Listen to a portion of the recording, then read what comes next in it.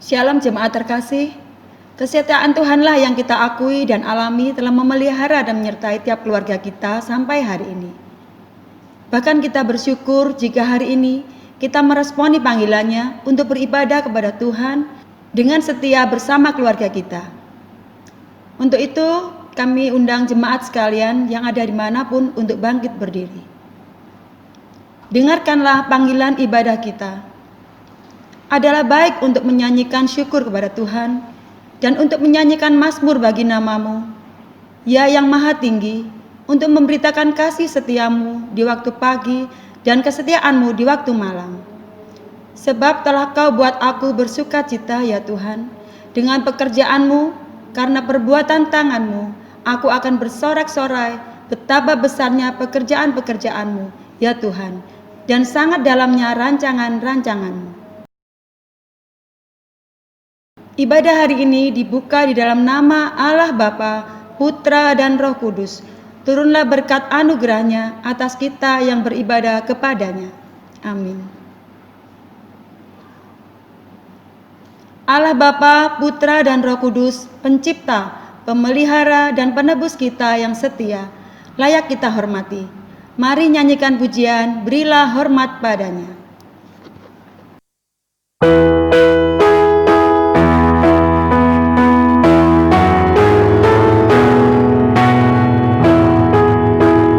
Berilah hormat padanya, pada Allah Maha Tinggi. Berilah hormat padanya, Allah Maha Tinggi. Dan pujilah tak berhenti, puji rahmat dan kasih-Nya. Puji Allah Maha Tinggi, Bapa, Anak dan Roh Kudus. Berilah hormat padanya, pada Allah Maha Tinggi. Maha mulia, Maha mulia. Berilah hormat padanya.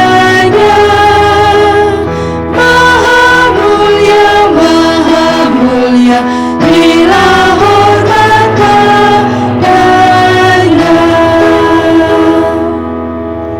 Doa syukur dan pengakuan dosa oleh Pendeta Edi Jam. Mari kita berdoa. Bapa di surga, kami bersyukur padamu pagi hari ini kami boleh datang beribadah kepada Engkau Tuhan. Karena anugerah Tuhan, kemurahan Tuhan yang terus memelihara kehidupan kami hari lepas hari, sehingga kami boleh datang beribadah, mengucap syukur dan menyembah Tuhan. Ya Tuhan, sebelum kami lebih jauh untuk boleh beribadah, mohon Tuhan mempersiapkan kami. Segala kelemahan dan dosa kami Engkau yang mengetahui Tuhan. Segala hal yang dapat merintangi kami untuk beribadah pagi hari ini, Engkau juga yang menjauhkan hal itu, sehingga kami tidak terhalang oleh suatu apapun untuk boleh beribadah, menyembah Tuhan dan merenungkan firman-Mu. Terima kasih Tuhan, karena oleh darah Yesus kami boleh dikuduskan sekali lagi dan dibaharui oleh Roh-Mu, sehingga kami boleh disiapkan untuk boleh bersekutu dengan Tuhan dan beribadah kepada-Mu. Terima kasih Bapa atas anugerah-Mu. Hanya dalam nama Tuhan Yesus kami bersyukur dan berdoa. Amin. Beritahukanlah jalan-jalan-Mu kepadaku, ya Tuhan. Tunjukkanlah itu kepadaku. Bawalah aku berjalan dalam kebenaran-Mu, dan ajarlah aku, sebab Engkaulah Allah yang menyelamatkan aku. Engkau ku nanti-nantikan sepanjang hari. Ingatlah segala rahmat-Mu dan kasih setia-Mu, ya Tuhan. Sebab semuanya itu sudah ada sejak purbakala.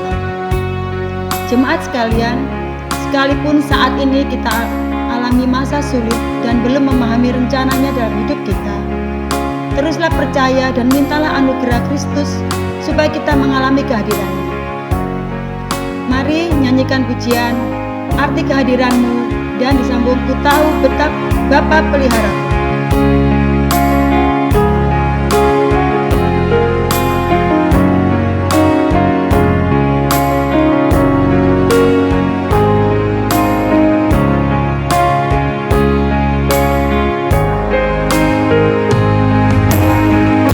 Jalanmu tak terselami oleh setiap hati kami.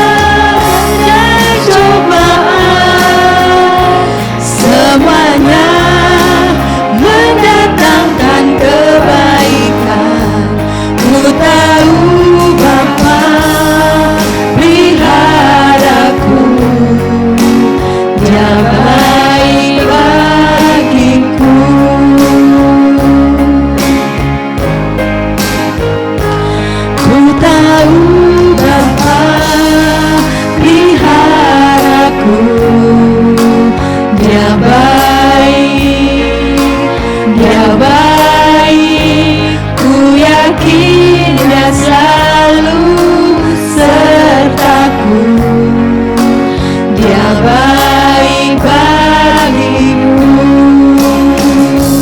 Lewat badai cobaan, semuanya mendatangkan kebaikan. Ku tahu Bapa peliharaku, Dia baik bagiku. Dia baik bagiku.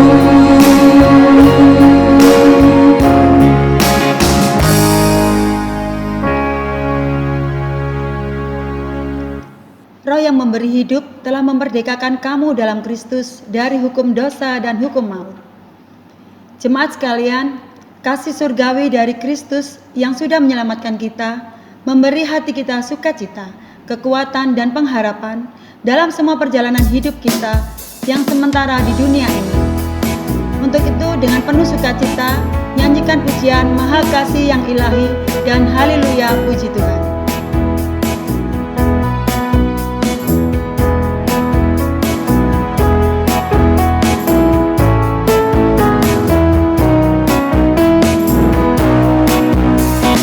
Maha Kasih yang ilahi, nikmat surga turunlah, mendiami hati kami, Kau mahkota kurnia. Yesus, Kau berlimpah rahmat, sumber kasih yang besar. Datanglah membawa selamat bagi kami yang gentar. Ya, hembuskan roh kasih-Mu dalam hati yang resah. Beri sejahtera janji-Mu jadi milik pusaka. Yesus Alfa dan Omega, nafsu dosa jauhlah. Diri kami beri merdeka dalam Dikau selamanya. Penebus yang maha kuasa, berilah kami hidup-Mu, datang dan senantiasa tinggal dalam umat-Mu, hingga beserta malaikat yang mengasihi menyembah. Kami turut memuliakan kasih-Mu selamanya. Haleluya, haleluya, haleluya, haleluya, puji Tuhan. Haleluya, haleluya, haleluya, haleluya, puji Tuhan. Puji Tuhan, haleluya, puji Tuhan, haleluya, puji Tuhan, haleluya, puji Tuhan. Haleluya, haleluya, haleluya, haleluya, puji Tuhan. Haleluya, haleluya, haleluya, haleluya, puji Tuhan. Puji Tuhan, haleluya, puji Tuhan, haleluya, puji Tuhan, haleluya, puji Tuhan.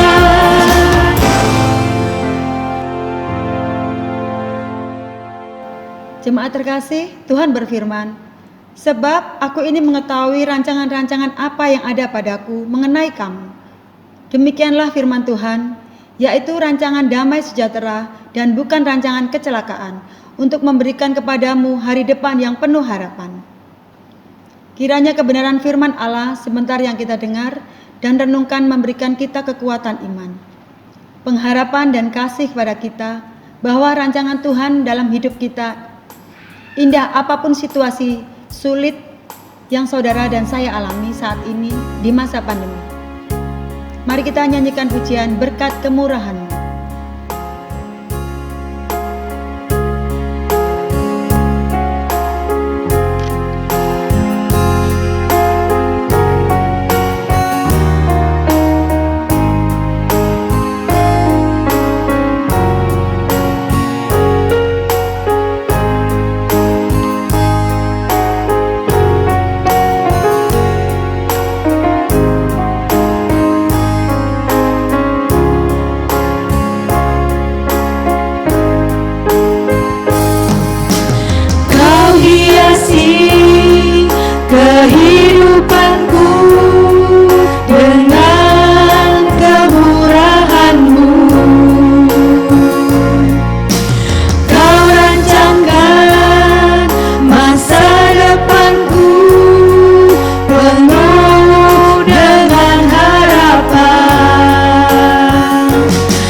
Aku ada saat ini,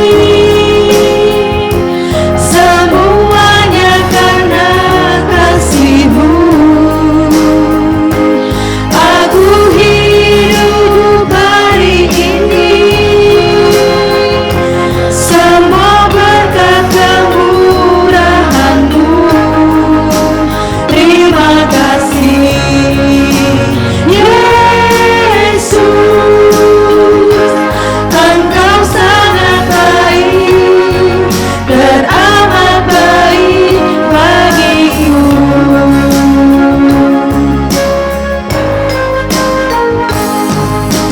Kau hiasi kehidupanku dengan kemurahan-Mu.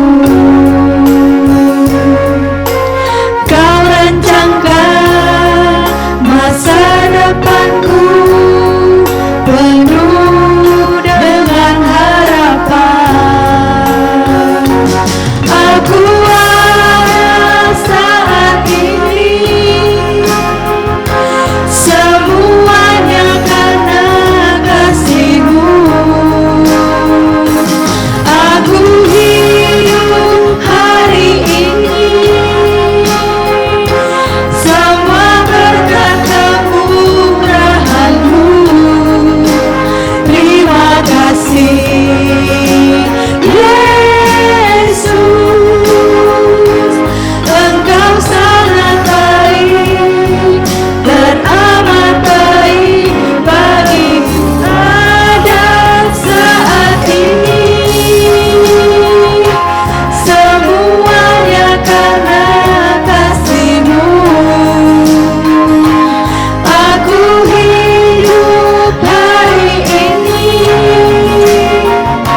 semua berkat kemurahan-Mu. Terima kasih, Yesus. Engkau sangat baik, teramat baik bagiku.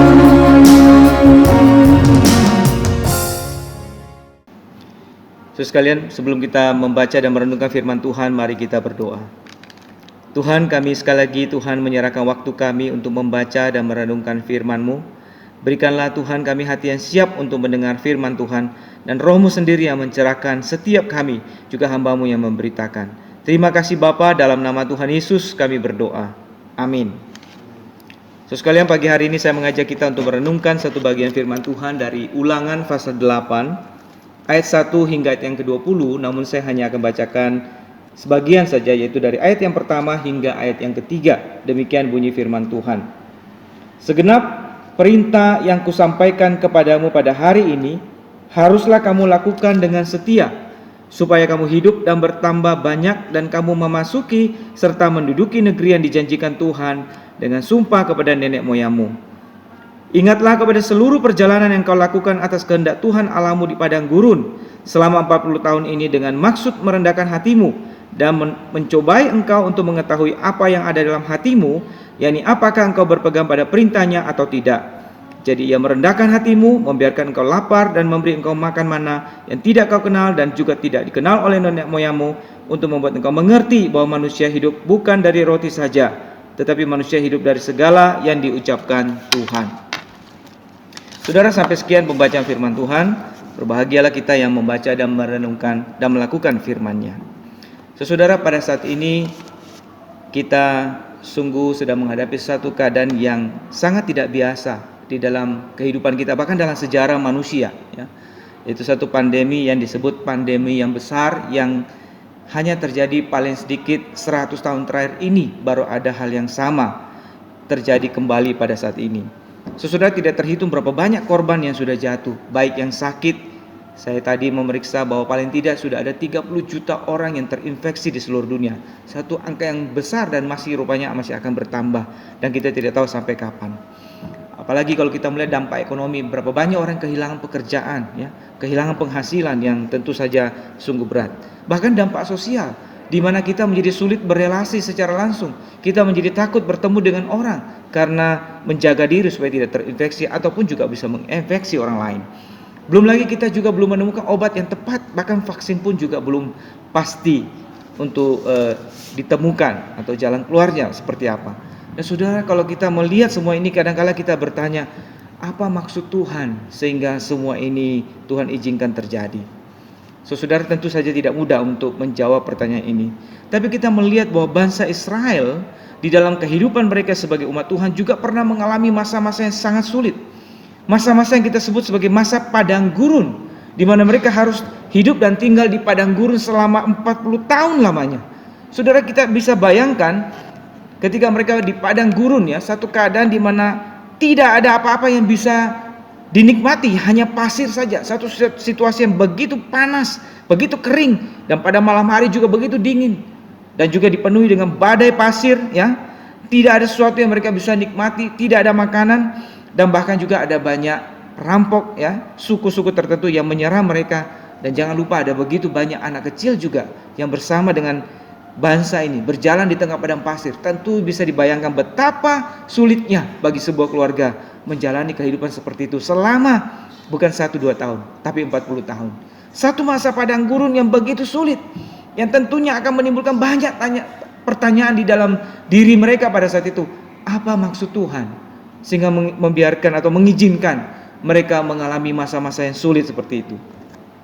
Nah, saudara, dari bagian firman Tuhan yang kita baca dalam Ulangan pasal 8 tadi, kita menemukan Tuhan memberikan alasan dan jawaban mengapa Dia mengizinkan bangsa Israel, umatnya itu mengalami masa padang gurun sekian waktu lamanya.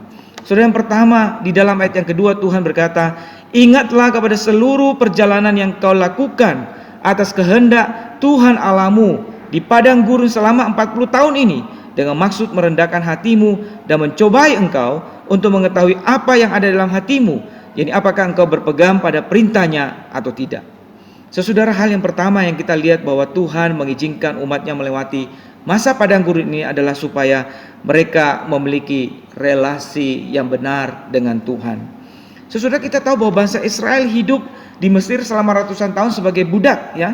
Dan tentu saja sebagai budak sekian ratus tahun hidup di tengah-tengah bangsa Mesir, mereka tentu saja sangat dipengaruhi dan mungkin sangat dibentuk oleh budaya, cara berpikir, bahkan kepercayaan orang Mesir. Nah, saudara-saudara, kita tahu bahwa orang Mesir mempunyai kepercayaan akan banyak dewa, ya.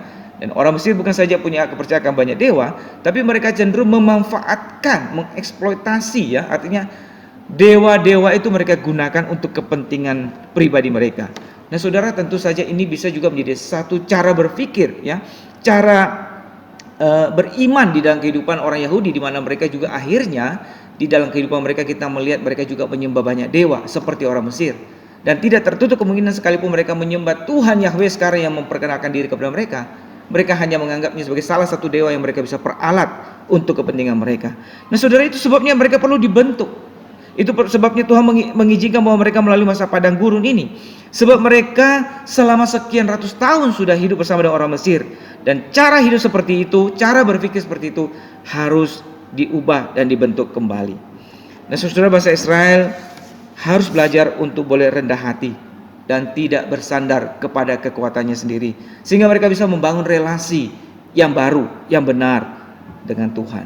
Saudara, ini salah satu hal yang Tuhan katakan di dalam bagian ini, bahwa Tuhan mengizinkan semua ini terjadi dengan maksud merendahkan hatimu dan untuk menguji apa yang ada dalam hatimu, apakah engkau berpegang pada perintah Tuhan dengan sungguh-sungguh atau tidak. Saudara, dengan kata lain, ada maksud Tuhan di dalam mengizinkan mereka melalui masa padang gurun ini. Ada satu rancangan bagi umatnya yang Tuhan maksudkan melalui masa-masa yang sulit ini. Saudara, sama seperti bangsa Israel, begitupun juga kita pun juga hidup sebenarnya dalam satu dunia, satu lingkungan yang begitu banyak orang yang tidak kenal Tuhan.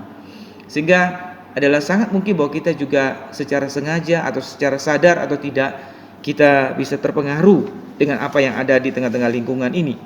Sehingga kita pun juga perlu dibentuk oleh Tuhan.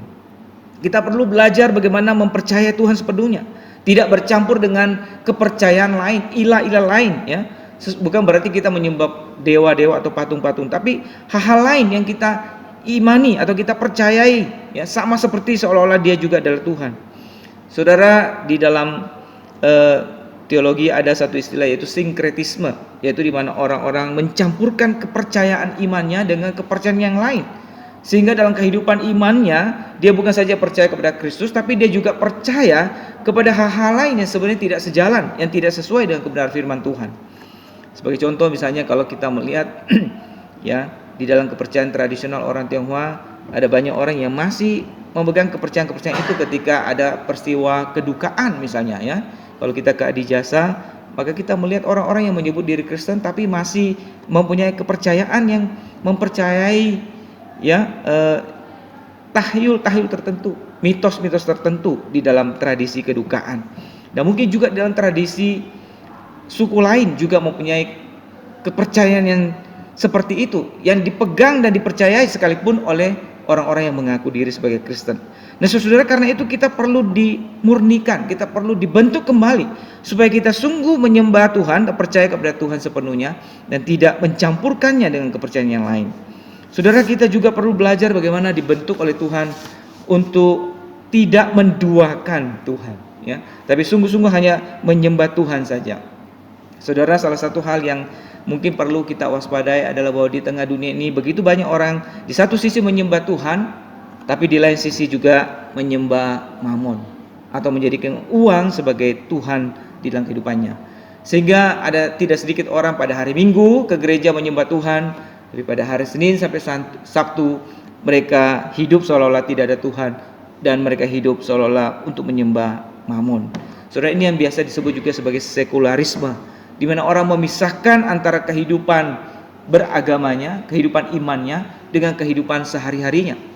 Hari Minggu adalah hari untuk ke gereja, untuk beribadah, tapi hari Senin sampai Sabtu seolah-olah tidak ada Tuhan. Saudara, sikap yang seperti inilah, yang mendua hati yang seperti ini yang harus dibentuk, sehingga seringkali Tuhan mengizinkan juga satu masa padang gurun, satu masa yang sulit untuk membentuk anak-anak Tuhan, untuk membentuk umat Tuhan.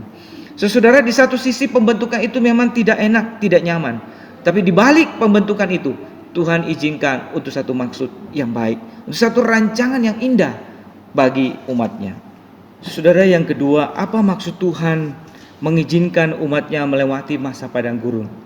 Kita melihat dalam Ulangan pasal 8 ayat 6 hingga ayat 7 di sana dikatakan, oleh sebab itu haruslah engkau berpegang pada perintah Tuhan Allahmu dengan hidup menurut jalan yang ditunjukkannya dan dengan takut akan Dia, sebab Tuhan Allahmu membawa engkau masuk ke dalam negeri yang baik.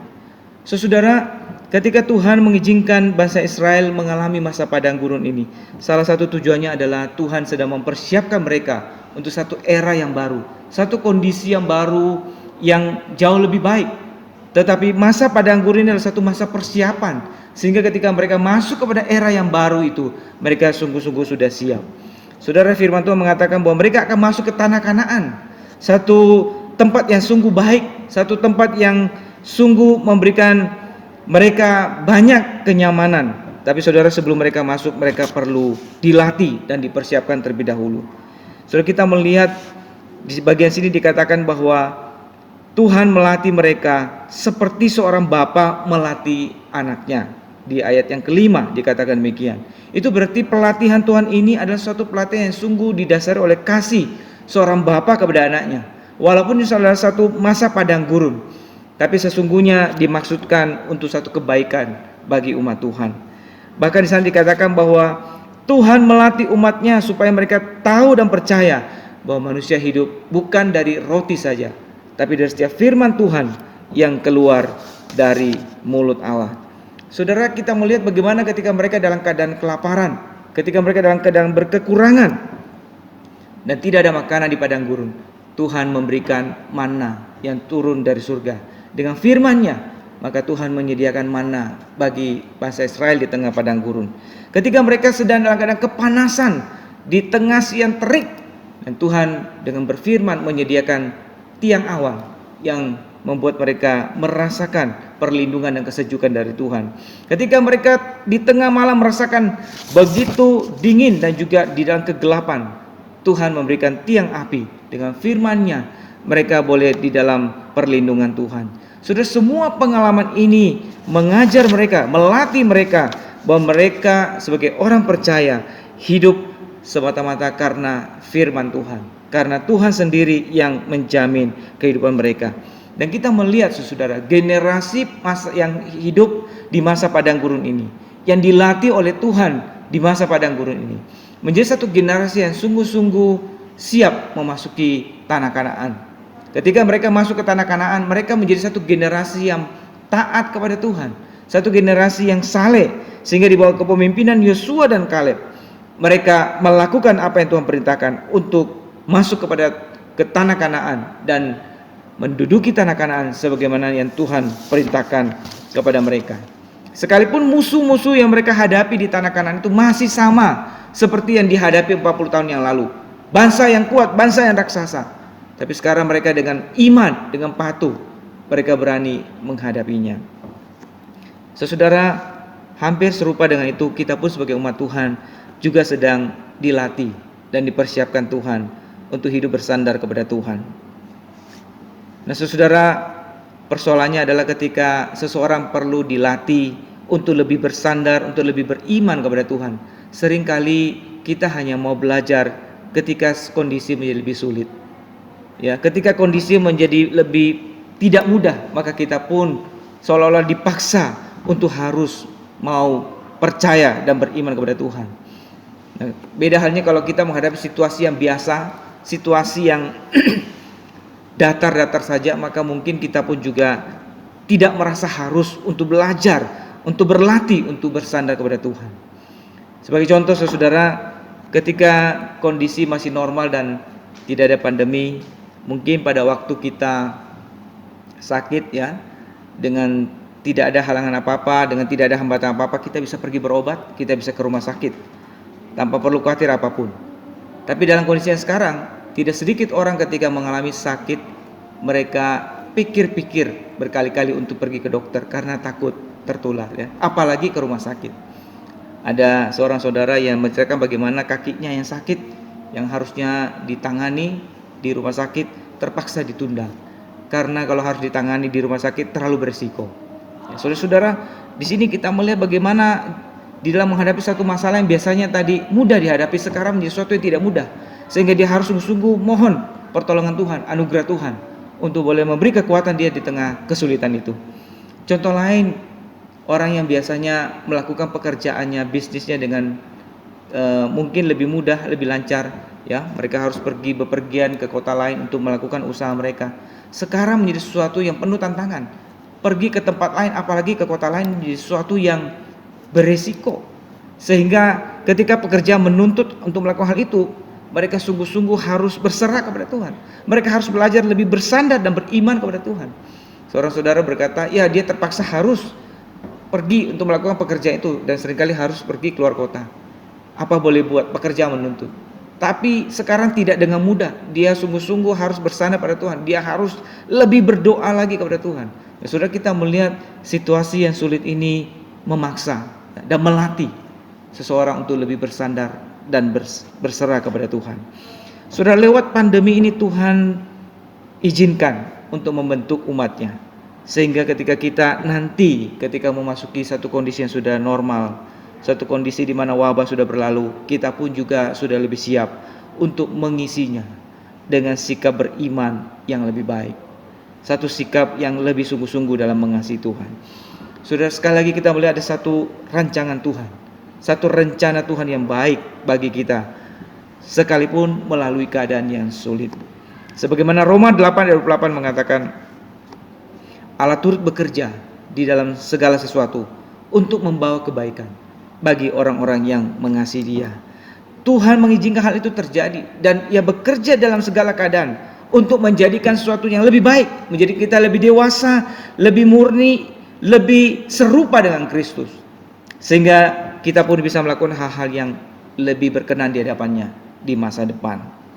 Saudara, hal yang ketiga, apa yang menjadi maksud Tuhan sehingga Dia mengizinkan umatnya melewati masa padang gurun? Yang ketiga adalah di dalam Ulangan 8:11 di sana dikatakan, hati-hatilah supaya jangan engkau melupakan Tuhan Allahmu dengan tidak berpegang pada perintah, peraturan dan ketetapannya yang kusampaikan kepadamu pada hari ini. Saudara, Tuhan mengizinkan masa padang gurun ini untuk satu peringatan, menjadi satu peringatan bagi bangsa Israel supaya di era yang baru nanti mereka tidak melupakan Tuhan. Satu peristiwa yang begitu hebat yang terjadi dalam pengalaman hidup bangsa Israel, yang membuat mereka tidak mungkin lupa apa yang Tuhan sudah katakan, apa yang Tuhan sudah kerjakan di tengah-tengah mereka yang membentuk kehidupan mereka. Bangsa Israel diberi pelajaran yang berharga selama 40 tahun supaya mereka ingat apa pesan Tuhan melalui pelajaran itu, agar mereka lebih rendah hati, agar mereka tidak lupa kepada Tuhan. Ketika mereka nanti berhasil, ketika nanti mereka sudah merasakan kenyamanan, ketika mereka tinggal di tanah Kanaan, mereka tidak lupa kepada Tuhan. Saudara, hampir serupa dengan itu, begitu juga dengan kita. Kita pun sedang dilatih dan diingatkan oleh Tuhan, supaya nanti ketika kita memasuki satu era yang baru, di mana kita menjalani satu kehidupan yang normal, yang nyaman, dan mungkin lebih baik daripada sekarang, kita juga tidak melupakan Tuhan. Kita tidak kehilangan apa yang menjadi tujuan Tuhan dalam kehidupan kita sebagai orang percaya, bahwa sesungguhnya hidup kita ini bukan tentang diri kita, tetapi tentang Tuhan. Hidup ini tentang memuliakan Tuhan, bukan tentang mengikuti keinginan diri semata-mata. Saudara, sebuah kisah tentang seorang pianis dari Korea ya, yang ketika lahir dalam keadaan cacat, sehingga tangannya itu hanya mempunyai 2 jari seperti capit kepiting. Saudara bisa bayangkan kalau seorang anak perempuan dilahirkan dalam keadaan seperti itu. Tentu kita berpikir sudah tidak ada gunanya, tidak ada harapan bagi dia, dan tidak ada artinya hidup itu bagi dia. Tapi karena ketekunan ibunya yang percaya kepada Tuhan, memberi dia semangat, memberikan dia dorongan, sehingga dia terus berlatih, dan dia ternyata dilatih untuk belajar main piano. Sampai pada waktunya kemudian dia semakin dengan susah payah dilatih dan dilatih terus, diberi semangat bahwa Tuhan terus akan memberi kekuatan, sampai akhirnya dia pun bisa bermain piano. Dan bukan cuma itu, dia bisa bermain dengan baik, dan dia juga bisa menjadi pemberi semangat kepada orang-orang lain yang juga mempunyai kekurangan-kekurangan dalam kehidupan mereka. Saudara, kalau kita bicara bahwa kalau hidup ini semata-mata soal diri kita, maka mungkin kita akan berkata bahwa orang yang dilahirkan dalam keadaan cacat yang seperti ini sudah tidak mempunyai tujuan hidup, sudah tidak mempunyai arti dalam hidup mereka. Karena apa artinya hidup dalam keadaan seperti itu kalau hidup ini tentang diri mereka sendiri, tentang diri kita. Tapi karena hidup ini bukan tentang diri kita, tetapi tentang Tuhan, dan Tuhan punya rencana yang indah bagi setiap orang, maka orang-orang yang seperti ini, yang dilahirkan dalam keadaan kita sebut cacat, yang penuh dengan kekurangan, ternyata bisa dipakai Tuhan menjadi orang-orang yang berguna, yang bisa memuliakan Tuhan, yang bisa menguatkan orang lain, yang menjadi berkat bagi orang lain. Saudara, kita melihat bahwa di dalam segala peristiwa yang kita alami, Tuhan punya rencana yang indah, Tuhan punya rancangan yang baik bagi kita masing-masing.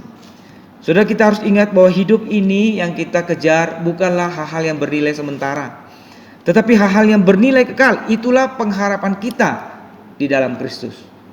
Dan dalam Kristus, Tuhan yang akan memberikan hal-hal yang lebih baik daripada yang dunia bisa berikan kepada kita di dalam dunia ini. Di dalam Kristus kita tahu bahwa Tuhan memberikan kebaikan yang kekal yang dikaruniakan kepada orang-orang yang percaya, termasuk kepada orang-orang yang dilahirkan dalam keadaan penuh dengan kekurangan tadi. Tuhan pun juga akan memberikan hal yang lebih baik kepada mereka. Saudara, inilah yang kita kejar, bahwa ada hal-hal yang bernilai kekal dan bukan hal-hal yang bernilai sementara saja di dalam dunia ini. Karena itu saudara, ketika Tuhan memberikan kita kesempatan untuk hidup dalam dunia ini, marilah kita mengisinya dengan hal-hal yang bernilai kekal. Karena itu mempunyai satu makna yang jauh lebih besar daripada hal-hal yang bersifat sementara. Dan ketika kalau Tuhan masih memberi kita kesempatan, maka mari saudara kita mengisi kesempatan itu, hidup kita dengan hal-hal yang berkenan kepada Tuhan, yang memuliakan Tuhan, dan yang bisa jadi berkat bagi sesama. Kiranya Tuhan memberkati kita. Amin. Mari kita berdoa. Bapa di surga, sekali lagi kami bersyukur untuk firman-Mu, bahwa di tengah kesulitan pun Tuhan ada maksud Tuhan yang indah bagi setiap kami. Bahwa Tuhan, Engkau berkarya untuk menjadikan kami umat-Mu, anak-anak-Mu, menjadi lebih baik di dalam kehidupan kami, untuk boleh menjadi lebih serupa dengan Kristus dalam kehidupan kami. Tuhan, tolong kami, beri kami kekuatan, memberikan kami iman, sehingga kami melihat kehidupan kami dengan benar, dengan penuh pengharapan di dalam Tuhan.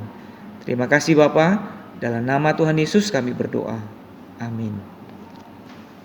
Mari saudara, bersama dengan gereja di segala abad dan tempat kita mengucapkan pengakuan iman sebagai berikut.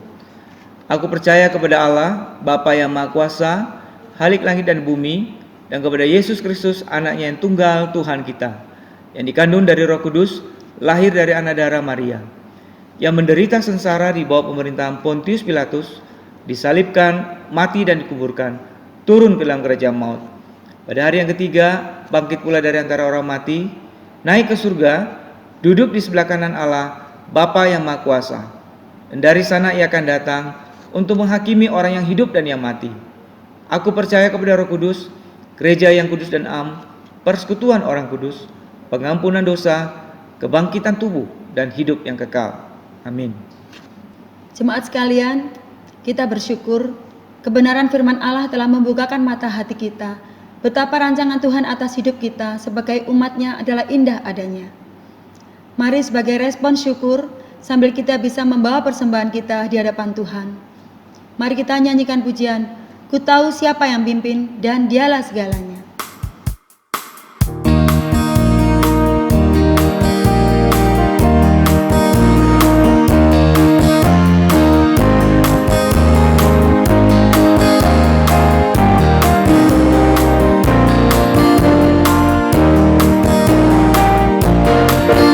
Ku tahu siapa yang pimpin hari depan hidupku.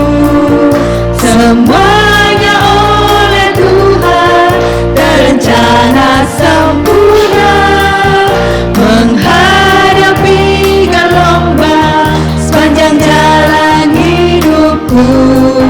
Ku bersandar pada Tuhan, serahkan semua.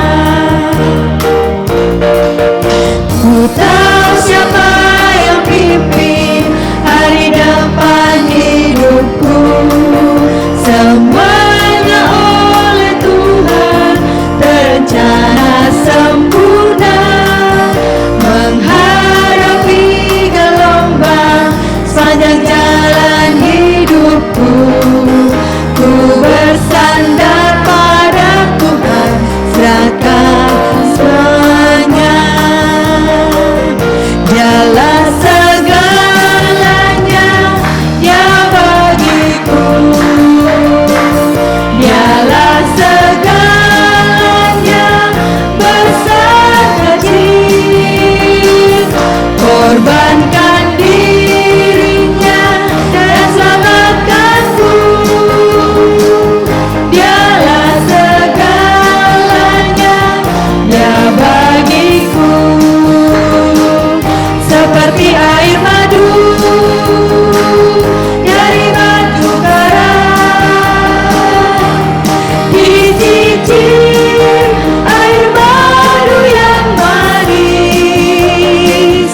Oh lihatlah, Tuhan itu baik. Dicicir air madu yang manis, seperti air madu dari batu karang. Dicicir air madu yang manis. Oh lihatlah, Tuhan itu baik. Dicicir air madu yang manis.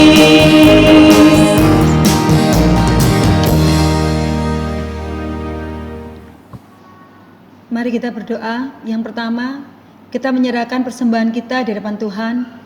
Bersyukur Tuhan memelihara, menyertai dan menguatkan dalam semua situasi hidup kita yang bergumul akan kesehatan, ekonomi, studi, keluarga, dan krisis rohani kita sesuai rancangan Tuhan yang terbaik. Mari kita berdoa. Allah Bapa kami yang bertata dalam janji surga, kami ucap syukur Tuhan Kau telah pelihara kehidupan kami saat ini. Tuhan, kami tahu kami hanya bisa bersandar kepadamu dalam kelemahan kami. Kami mengucap syukur saat ini Tuhan, Kau telah pelihara kehidupan kami, kesehatan kami. Kami serahkan perekonomian kami ke dalam tangan-Mu juga Tuhan. Baik anak-anak kami, keluarga kecil kami, keluarga besar kami Tuhan. Di dalam situasi sulit ini kami hanya tahu Tuhan sendiri saja yang merencanakan semua ini. Kami bersandar kepadamu, kiranya Kau senantiasa merubah kami saat ini Tuhan, supaya kami punya iman kepadamu setiap saat apapun yang kami lakukan. Tuhan, kami saat ini juga menyerahkan persembahan kami ke dalam tangan-Mu Tuhan. Persembahan yang kurang dari sempurna ini Bapa, kiranya Kau sedang menyempurnakan. Terima kasih untuk berkat-berkat yang Kau berikan buat kami, sehingga kami dapat mempersembahkan persembahan kami ini kepadamu. Terima kasih Bapa, di dalam nama Yesus kami berdoa. Amin. Yang kedua, mari kita berdoa bagi usaha serius pemerintah terhadap penanganan pasien COVID-19. Tuhan berkemurahan menyembuhkan pasien yang dirawat mandiri di rumah atau di rumah sakit, khususnya jemaat yang mengalaminya. Tim medis yang menjalankan tugas dengan baik dan terlindungi, masyarakat taat mendukung protokol kesehatan, dan ekonomi tetap bisa bergerak di negeri kita karena campur tangan Tuhan. Mari kita berdoa. Ya Bapa, saat ini kami serahkan juga Tuhan keseriusan pemerintah kami untuk menangani COVID-19 ini Tuhan. Tuhan, Kau juga berkati para medis yang menanganinya. Mereka juga campur tangan Tuhan untuk semua korban-korban saat ini yang dikarantina baik di rumah maupun di rumah sakit. Berkati mereka semua Tuhan, pengorbanan mereka untuk melayani kami semua korban COVID-19 saat ini. Kami juga serahkan ekonomi bangsa kami saat ini, kiranya Kau campur tangan Bapa. Kami tahu Tuhan, kami tidak bisa bersandar kepada lain kecuali kepada-Mu Tuhan. Berkati semua pemerintahan kami dari yang tertinggi sampai yang terendah untuk mengatasi masalah COVID-19 ini Tuhan. Berkati juga kesadaran kami untuk bisa melakukan protokol kesehatan yang sesuai dengan peraturan pemerintah kami saat ini. Terima kasih Bapa, kiranya Kau selalu mendengarkan doa-doa kami ini. Di dalam nama Yesus kami berdoa mengucap syukur. Amin. Pada akhirnya, mari jemaat sekalian kita berdiri. Kita kembalikan segala pujian, hormat dan kemuliaan kita kepada Allah Tritunggal yang menjadikan pusat ibadah yang memberkati kita. Doksologi.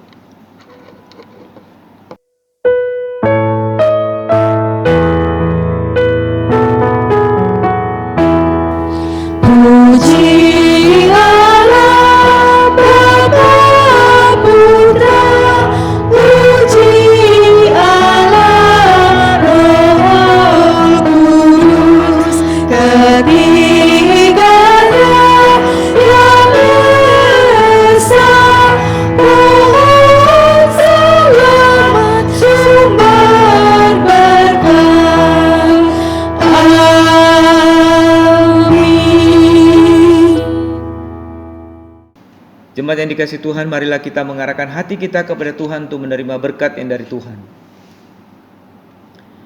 Kiranya kasih yang sempurna dari Allah Bapa, anugerah keselamatan dari Tuhan kita Yesus Kristus, kekuatan dan pemeliharaan dari Allah Roh Kudus, menyertai kita sekalian, mulai dari sekarang sampai selama-lamanya. Amin. Blessing song.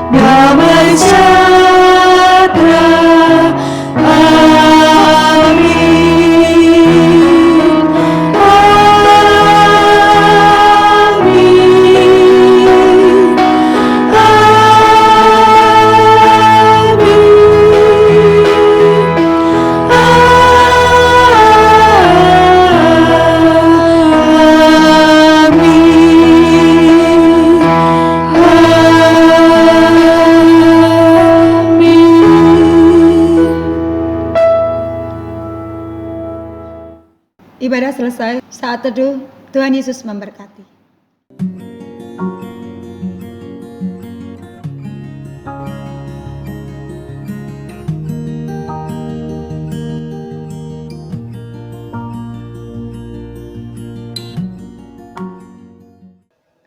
Shalom jemaat-jemaat yang terkasih dalam nama Tuhan Yesus. Sekarang kita akan mendengarkan pengumuman kita. Dan untuk pengumuman yang pertama, kami mengucapkan banyak terima kasih kepada jemaat Tuhan yang telah ambil bagian di dalam mendukung pelayanan di gereja ini melalui persembahan khusus, persembahan syukur, perpuluhan, dan diakonia. Sekali lagi kami mengucapkan banyak terima kasih. Dan untuk pokok pengumuman yang kedua, kami menghimbau bagi jemaat sekalian untuk tetap mengikuti kebaktian pada hari Minggu jam 9 pagi dan persekutuan doa Rabu pada jam 7 malam, disesuaikan waktu dan tempat dengan keluarga masing-masing. Dan untuk pokok pengumuman yang ketiga, kami mengharapkan juga jemaat agar tetap terus mengambil bagian di dalam mengikuti program hebat, baca Alkitab 2 pasal setiap hari dan berdoa bersama keluarga.